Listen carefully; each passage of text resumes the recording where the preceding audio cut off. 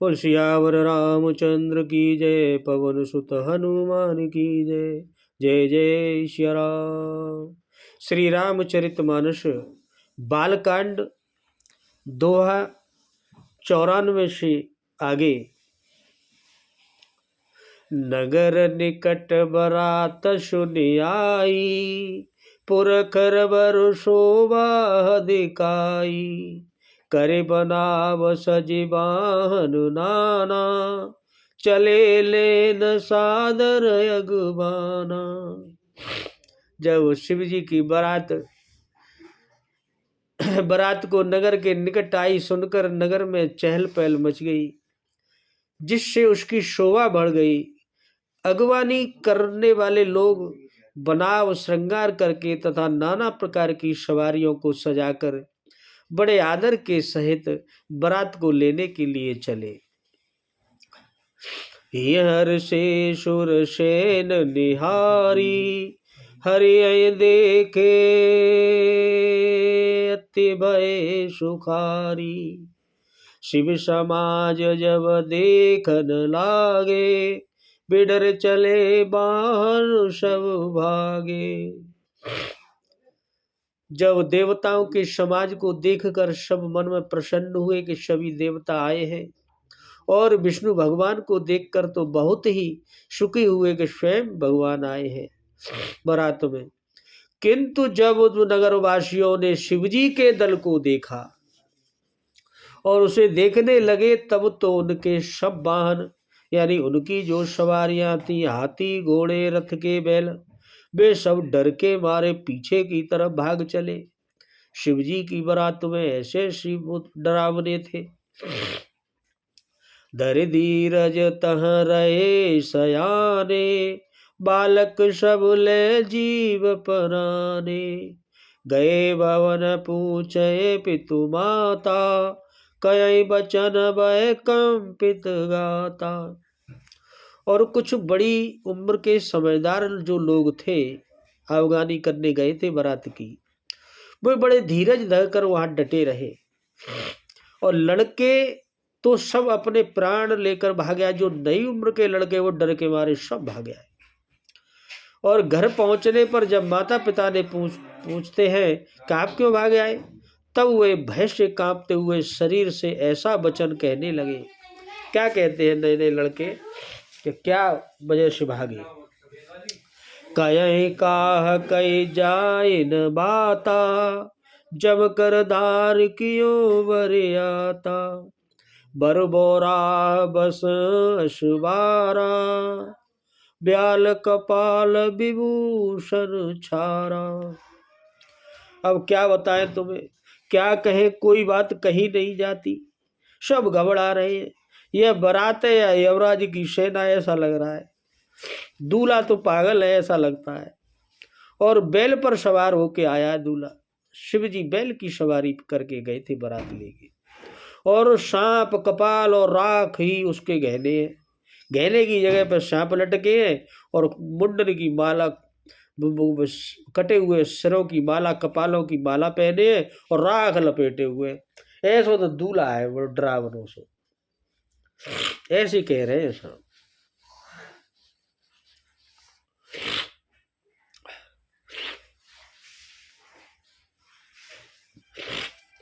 तन छार ब्याल कपाल भूषण, नगन जटिल भयंकरा। संग भूत प्रेत पिशाच, जोगिन बिकट मुख रजनी चरा। जो जियत रहे बरात देखत, पुण्य बढ़ते कर सही। देखिए शोभा विवाह, घर घर बात हसे कलर कन कहीं। और बोले सभी बच्चे जो युवा थे घर वालों से, दूल्हे के शरीर पर राख लगी है, सांप और कपाल के गहने पहने हैं, वह नंगा धरंगा है, जटाधारी है और बड़ा भयंकर है। उसके साथ और सुनो, बारात में बड़े बड़े भयानक मुख वाले निवंग भूत है, प्रेत है, पिशाच है, बड़ी बड़ी योगिनियां हैं ऐसी, और राक्षस है बड़े बड़े। ऐसे ऐसे डरावने चेहरे। जो बारात को देखकर अगर जीवित बचेगा वह सचमुच उसके बड़े ही पुण्य होंगे। कोई पुण्यवान ही उसे देखकर बचेगा, नहीं तो डर के मारे ही मर जाएगा। ऐसी तो बारात है शिव जी की, और खुद डरावने। और वही पार्वती का विवाह देख पाएगा, हम तो डर के मारे देख नहीं पाएंगे विवाह। लड़कों ने घर घर यही बात कही इस पूरे नगर में। समझ महेश समाज शव, जननी जनक मुस्काहे रामा, जननी जनक मुस्कान। बाल बुझाए विविधि विधि, निडर हो डरु नाहि, मंगल भवनय अमंगल हरि रामा, द्रवौ सुदशरथ अजर, बिहारी सिया रामा। महेश्वर यानी शिवजी का समाज समझकर सब लड़कों के माता पिता मुस्कुराते हैं कि वो तो होंगे ही ऐसे। उन्होंने बहुत तरह से लड़कों को समझाया कि डरो मत, निडर हो जाओ, वो किसी को कुछ नुकसान नहीं करेंगे। डर की इसमें कोई बात नहीं है, सब बच्चों को समझा रहे हैं। ले अगवान बरात आए, दिय समय जनवास सुहाए, मैना शुभ आरती समारी, संग सुमंगल गावे नारी। और जो समझदार लोग थे वो अगवान करने गए थे, वो अगवान लोग बारात को लिए आए। उन्होंने सबको सुंदर जन्माशय में ठहरने दिया कि यहाँ ठहरिए, व्यवस्था की। और माता पार्वती की माता मैना ने शुभ आरती सजाई और उनके साथ ही स्त्रियां उत्तम मंगल गीत गाने लगी और वो आरती करने लगी बारात की। कंचन थार सोहबर बानी, परिछन चली हरे हर्षानी, बिकट वेश रुद्र जब देखा, अबुलन उर भय भयउ विशेखा। और सुंदर हाथों में सोने के थाल शोभित है। और इस प्रकार मैना बड़े हर्ष और खुशी के साथ शिवजी की परछन करने चली, आरती करने चली। जब महादेव जी को उन्होंने भयानक वेश में देखा तब तो उनके साथ जो स्त्रियां थी वो मन में बड़ा भारी भय उत्पन्न हो गया, डर गई और डर के मारे कांपने लगी। भागे भवन बैठी अति त्रासा, गए महेशु जहाँ जनवासा, मैना हृदय भयउ दुख भारी, लीनी बोल गिरीश कुमारी। बहुत ही डर के मारे उनके साथ जो स्त्री थी भाग के हुए घर में घुस गई और शिवजी जहाँ जनवासा था वहां चले गए। मैना के हृदय में बड़ा दुख हुआ। माता पार्वती की माता के हृदय में इतना दुख हुआ कि उन्होंने पार्वती जी को अपने पास बुला लिया कि बेटी ये कैसा वर तूने ढूंढा। इसके लिए तपस्या की। अधिक स्नेह गोद बैठारी, श्याम सरोज नयन भरे भारी, जय विदित मय रूप अस दीना, ते जड़ बरु बाउर कश कीना। और अत्यंत स्नेह से पार्वती जी को गोद में बैठा कर मैना रानी अपने नील कमल के समान नेत्रों में आंसू भरकर कहा कि जिस विधाता ने तुमको इतना सुंदर रूप दिया बेटी, उस विधाता ने मूर्ख ने तुम्हारे दूल्हे को बड़ा बावला कैसे बना दिया। वो ऐसा बावला सा है, पागल सा लग रहा है। ऐसे कह रही है रानी।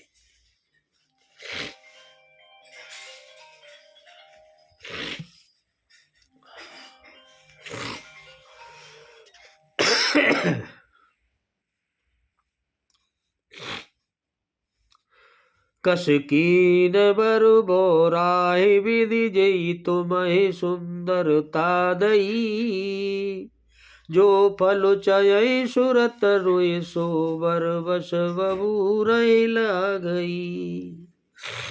तुम सहित गिरते गिरो, पावक जरो जल निधि मऊ परो। गरु जाए अपजसु होय, जग जीवत विवाह न हो करो।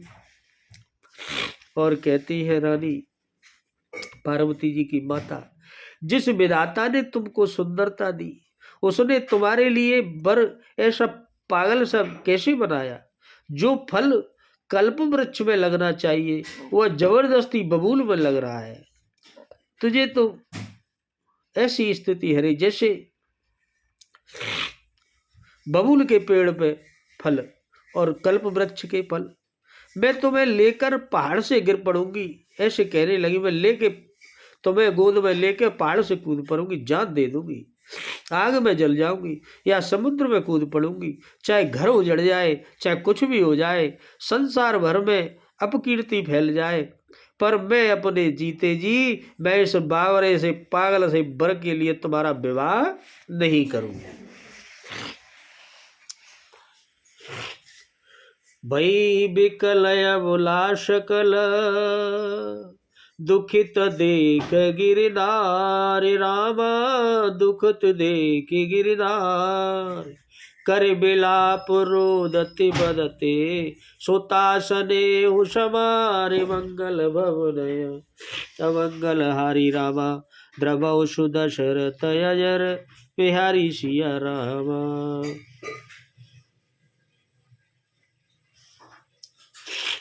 राजा हिमालय की स्त्री मैना की दुखी देखकर सारी स्त्रियां व्याकुल हो गई।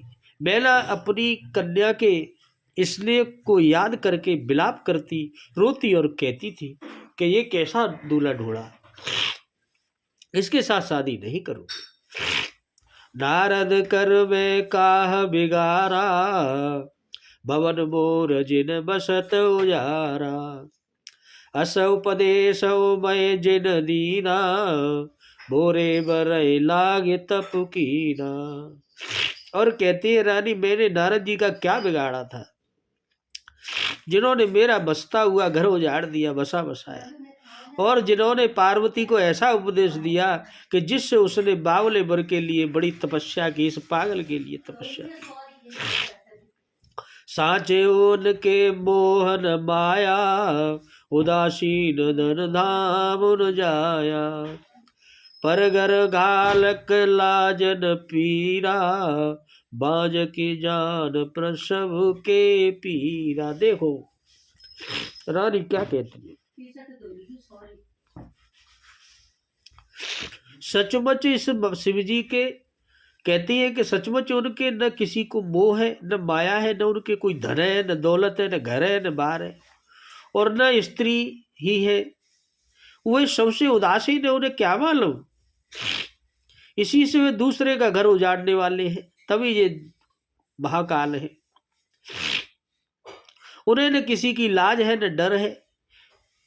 भला जैसे बांझ स्त्री को क्या पता है कि प्रसव की पीड़ा क्या होती है, तो ये क्या जाने स्त्री के सुख क्या होते हैं। ये तो चक्कर पड़ गया। जननी बिकल बिलो के भवानी, बोली जुत विवेद मृदुमानी। अस विचारे सोचे मत माता, सो न टरे जो रचय विधाता। माता को बिकल देखकर पार्वती जी बड़े विवेक युक्त कोमल वाणी से बोली, है माँ, जो विधाता ने रच देता है वह टलता नहीं है। ऐसा विचार कर तुम सोच मत करो, जो ईश्वर ने लिख दिया है वह होके ही रहता है।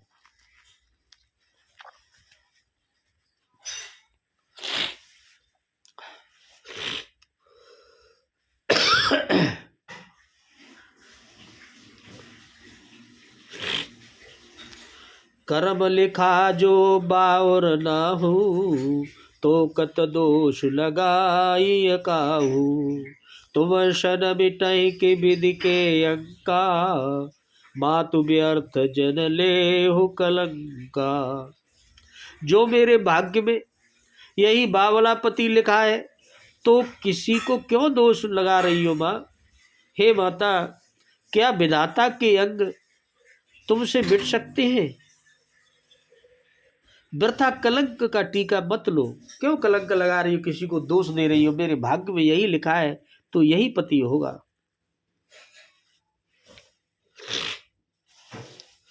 जन लेहु मातु कलंक करुणा परिहरहु अवसर नहीं।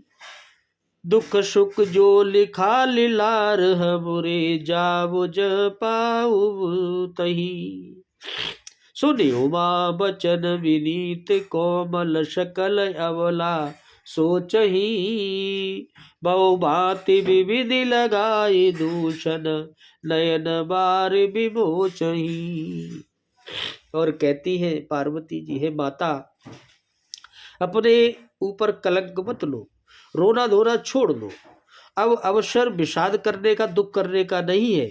मेरे भाग्य में जो दुख या सुख लिखा है उससे मैं जहां जाऊंगी वही पाऊंगी। पार्वती जी के ऐसे विनय भरे कोमल वचन सुनकर सारी स्त्रियां बड़े सोच में पड़ गई और सोच करने लगी और भांति भांति से विधाता को दोष देकर, भगवान को दोष देकर आंखों से आंसू बहने लगे।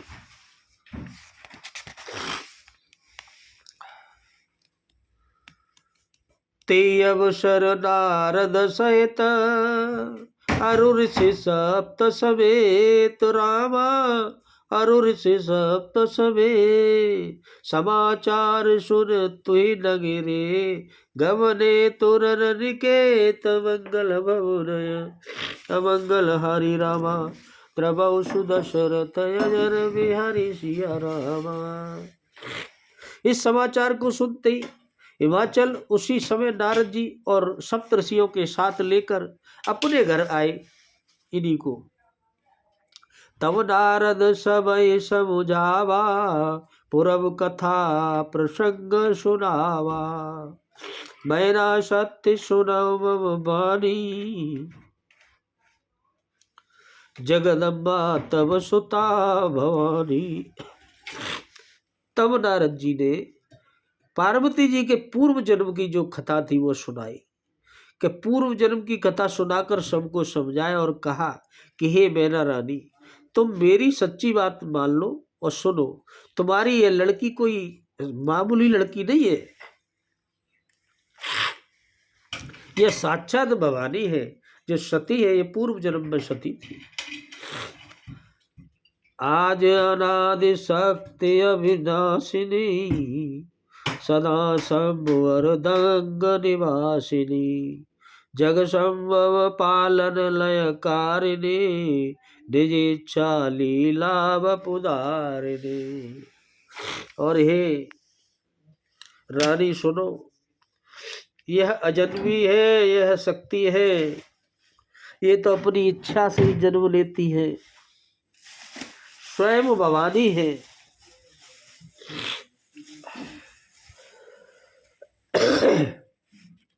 ये अजन्मा अनादि और अविनाशी शक्ति है, सदा शिवजी के अर्धांग में रहती है।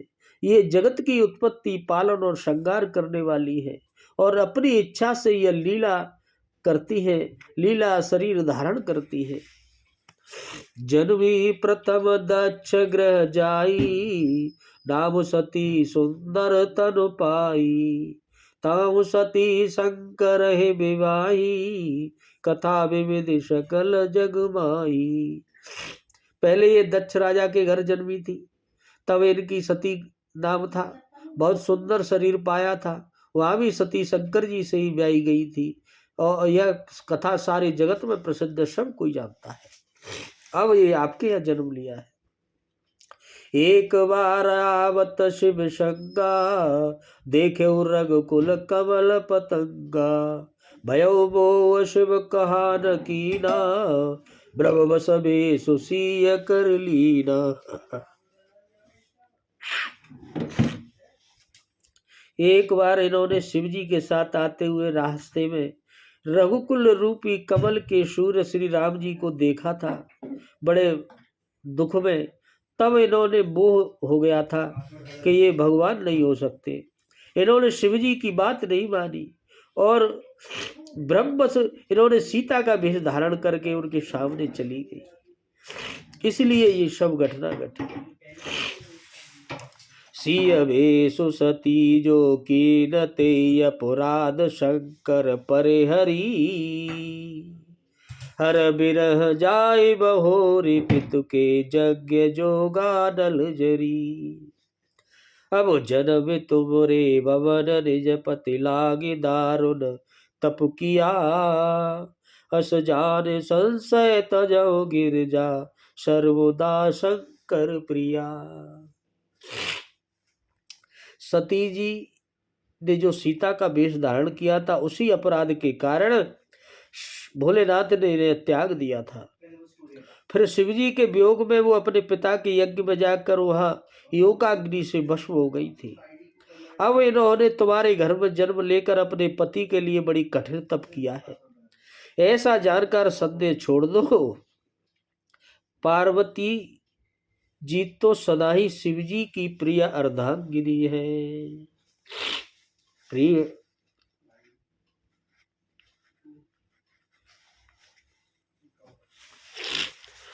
सुन नारद के बचन तब सब कर बेटा विषाद। राम सब कर बेटा विषाद। छल बहु व्याप्यो सकल पुर घर घर यह संवाद। मंगल भवन मंगल हारी राम द्रवौ सुदशरथ यजन बिहारी सिया राम। और तब भैया सब नारद जी के वचन सुनकर सबका जो दुख था, विषाद सा, वह मिट गया। और क्षण भर में यह सब समाचार पूरे सारे नगर में फैल गया कि यह तो ऐसी ऐसी बात है, और सब ने उसको मान लिया। अब आगे अगले एपिसोड में बोलो सियावर रामचंद्र की जय, पवन सुत हनुमान की जय। जय जय सिया राम।